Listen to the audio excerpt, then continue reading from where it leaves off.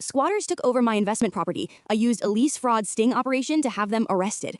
Professional squatters broke into my vacant rental property, changed the locks, and claimed they had a legal lease. The police told me it was a civil matter, and I couldn't remove them. They thought they had a free house for 2 years, but they didn't know I was about to turn their fake lease into a one-way ticket to prison, using a legal trap called uttering a forged instrument.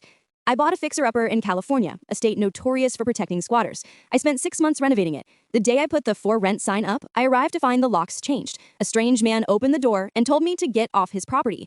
I called the police immediately. When the officers arrived, the squatter, let's call him Dave, calmly produced a document. It was a signed residential lease agreement. It had my name as a landlord, a fake signature, and a move-in date from 2 weeks ago. The police officer looked at me and said the words every homeowner dreads. Sir, because he has a lease, this is now a civil matter. You cannot kick him out. You have to file for eviction in court.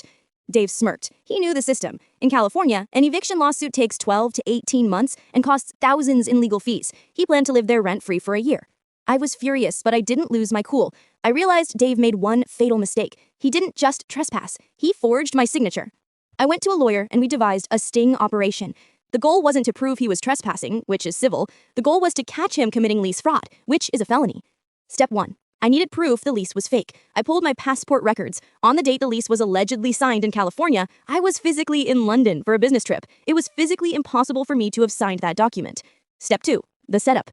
I didn't file for eviction. Instead, I called the fraud division of the local police department, not the patrol officers. I explained that a man was using a fake legal document to commit property theft. A detective agreed to meet me at the house.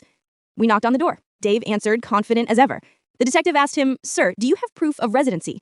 Dave walked right into the trap. He handed the detective the fake lease. That moment was the crime. In legal terms, handing a forged document to an official is called uttering a forged instrument. It transforms the act from a civil dispute into active criminal fraud.